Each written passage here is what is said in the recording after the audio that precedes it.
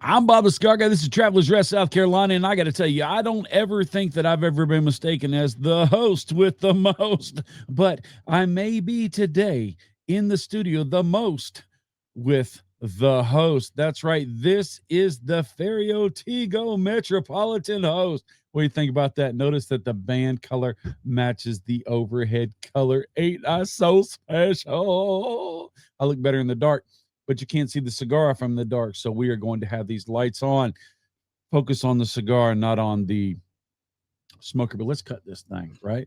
Let's talk about it real quick. Let's get into it real quick. Let me click up that little banner since I made it, for goodness sakes. Let's throw that thing up there. Let's close this one down. Let's pull this one up right here. The wrapper is Connecticut shade. The binder and the filler are from Honduras. Like I said, let's talk about it. That's all I got to talk about because I haven't smoked it yet. This is the first time I ever got into this cigar, and I want to get in to this cigar. Now, I will warn you that I got artsy and fartsy. I'm usually one and not much of the other. But today I combined the both to make some neat little B-roll. And what I'm learning from the Ferio, the FT line, better at smoking cigars than talking about them. But on the FT manufacturers, that company, Michael Herklotz, I can say Michael Herklotz, the Michael Herklotz company, I just felt artistic.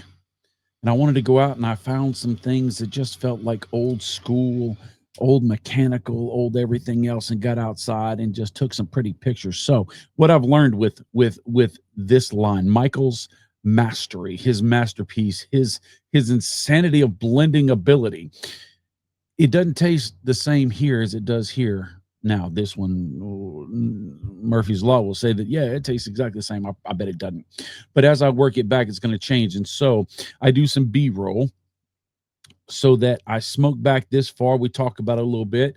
And then instead of you just watching me smoke the cigar, I put on some B-roll. And during that pause, I will smoke back into the cigar. And we'll talk about the last little bit. And we will end this thing out. Right. So smells great. With this band, with the old clock and that old Art Deco, Art Nouveau style, makes me wonder if it's going to make me experience the great Gatsby. No, that means I've been inhaling my cigar. The great Gatsby, right? Or is it going to make me feel like the Great Depression? Is it going to be just old and just your grandpa's cigar? Or is it just going to be something that's going to bring you back to the flappers, the clappers, the cigar smoking snappers, right? These things I wonder. Well, let me wonder no more. Let me puff on it and I'll let you know. Okay. Stop. That is amazing. I didn't even taste it because I talked so much the light went out. But, oh my gosh, I haven't had this experience with a cigar in a while. And this, oh my goodness, I can't overemphasize how great that was. What are you talking about, Bob? Well, probably need to tell you what I'm talking about.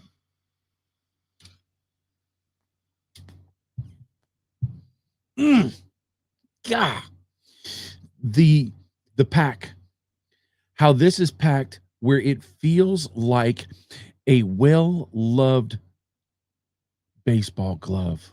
You know, you're in Little League, you get your new glove and you sit out on the stoop or you sit out on the porch, you sit out in the backyard and whatever, and you just throw that ball into that glove and you make that pocket a perfect pocket because you're going to make those perfect catches because you're going to be on baseball cards because you're just a superstar, right?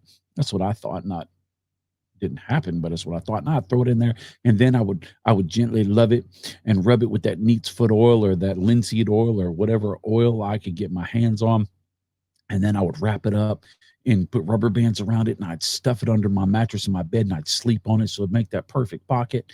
And then I'd do it all over again every day. It was almost like a ritual that I had to keep that glove going. It would make me better if that glove was great. And in doing that, massaging those oils in there, just makes it soft and supple. And this right here, wow. that.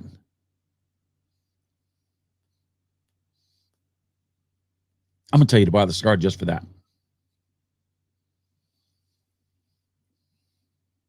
God, I hope it tastes good.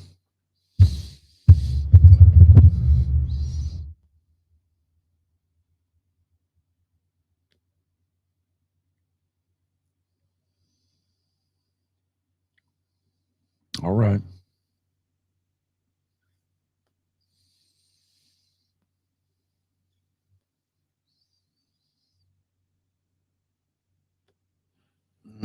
That Connecticut shade wrapper is so pronounced, so forward. There's that toasty creaminess. There's a little bit of grassiness. There's a little bit of dry hay rolling around in this.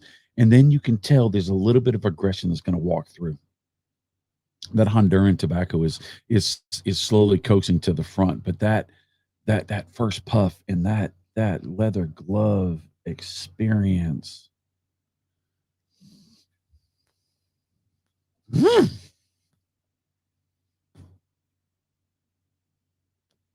Look, I know. Great cigar reviewers, fantastic cigar reviewers. They will encourage you to be non-biased. They will encourage you to just say what it is and what it is. Or then there are other cigar reviewers who will find ways to make sure everything sucks, right? It's there's this wrong, that's wrong. Well, this one's better, well, that one's better. This company's better than that company. Well, this company, they don't have enough handicap parking spots in front of the building. You know, it's stuff like that. And I'm not going to cast shade on nobody, but I am if I am digging something, if something just cranks my tractor, then Bubba, I'm going to let you know. And this is nice. And the funny thing is, I'm not a shade wrapper guy. I'm not. I'm a heavier full body guy. I am, especially in wintertime. But this is just elegant, decadent. Executive keeps coming to mind. I don't know why, but I just maybe boardroom experience. All right, but I'm only half inch in. Mascara line's not bad. Line's all right. God.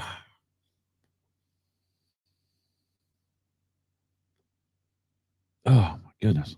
All right, so you work on this. I could put some work in. Oh, I know, right? Tough job. I love the band too. That teal that matches my light. That is nice. That Art Nouveau, Art Deco, Art whatever it is. I don't know what era that art comes from, but I love it. I do. Hmm. All right, so B-roll. Check it out. Be amazed. Don't cheat into it. I did it, but yeah, I'll be right back. Don't go nowhere.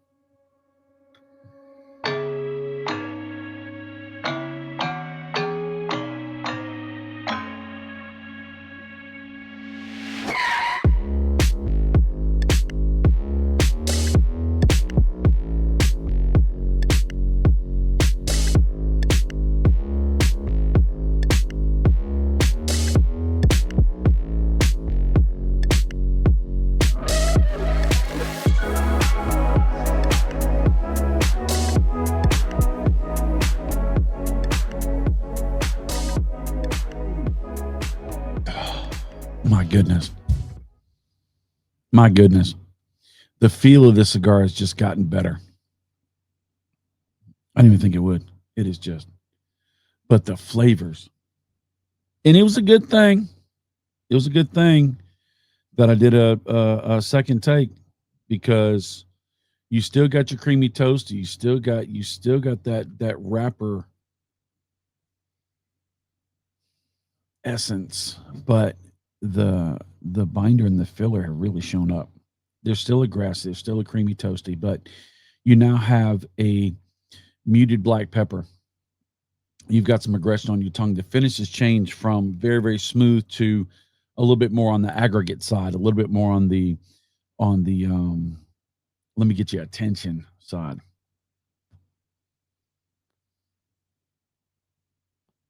This is much more boardroom and Gatsby than um, Great Depression. That's for sure. It is not your grandfather's cigar. It's not. And when I talk about grandfather's cigar, I talk about the stereotype that it was basically one flavor. It was almost flavorless. It was bland. It was boring. It was simple. It was this. It was that. This is not that, but it's not. It's not distracting either. It balances that line. There's a lot of flavors floating around, and I could sit here and do the dojo puff and do little bitty puffs and really dissect and pull all the subtleties and the nuances. But to be honest, there's 4 or 5 notes that are just really prevalent, right? You got a little bit of that grassy hay, which is really, really nice. You got that creamy toasty. You've got that aggregate, that muted black pepper. Um, and then you've got a stillness, a uh, um, I'm gonna say a quiet flavor, but that makes no sense at all. It just it's just kind of in between. It just smooths out all the edges on the other flavors so that the transitions between flavors on your palate are really good. The finish, like I said, is getting a little more aggressive.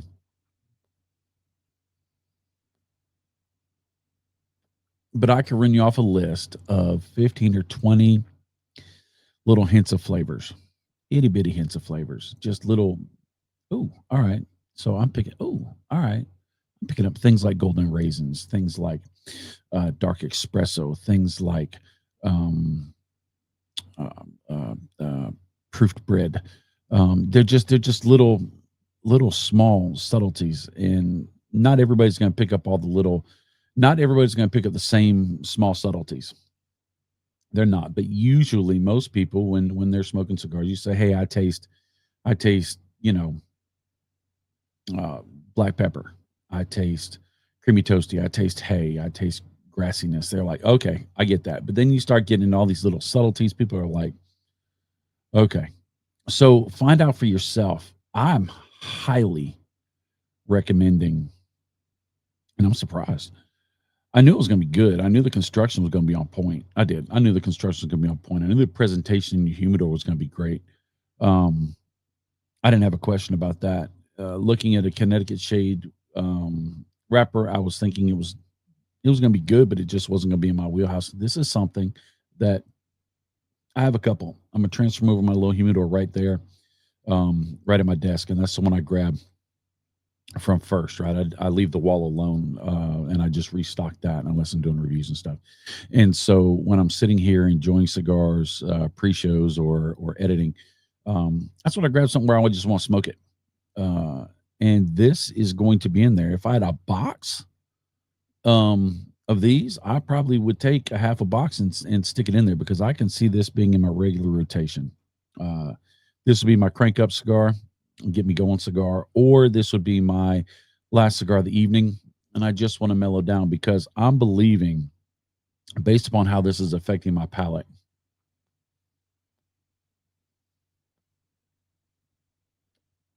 that this is one of the cigars. If this was the last cigar I smoked, right, and I wake up in the morning, I don't have that cigar breath hangover. I don't go, yeah, I smoked me a heavy Maduro. I smoked me a full bodied San Andreas. I smoked me a big old beefy broadleaf. And that's the trade off of having something like that. With this, I think I'm going to wake up and be like, you know what? This little bit of aftertaste I got kicking in my mouth, it still goes well with this cup of coffee that I'm drinking in the morning. And this would be a great coffee cigar to go with coffee. Oh my gosh. Oh my gosh. Absolutely. That I bet that would blow them flavors out the water. Oh, all right. I got another one. Next one is with a cup of coffee, little cream, little sugar. So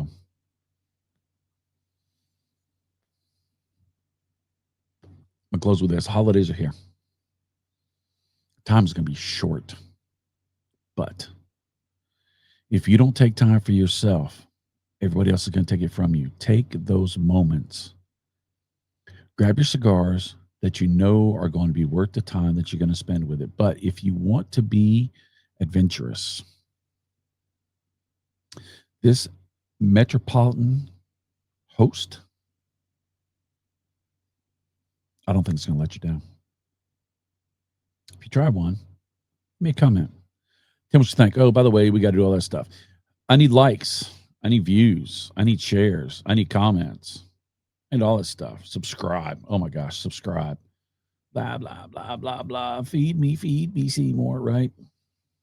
That's what you're supposed to do. You're supposed to do it in the front because most people don't watch this far. But if you would, give me a like. Comment. I'll comment back. Share. That'd be fantastic, actually. And if you haven't subscribed and you like this kind of content, join the family. I'll see you later. Michael. I shouldn't say that. I should say Mr. Herklots. Because he hadn't said, hey, you can call me Michael. But good stuff. Good stuff. God, dog. All right, gotta go. Bye. God, good stuff. God damn it.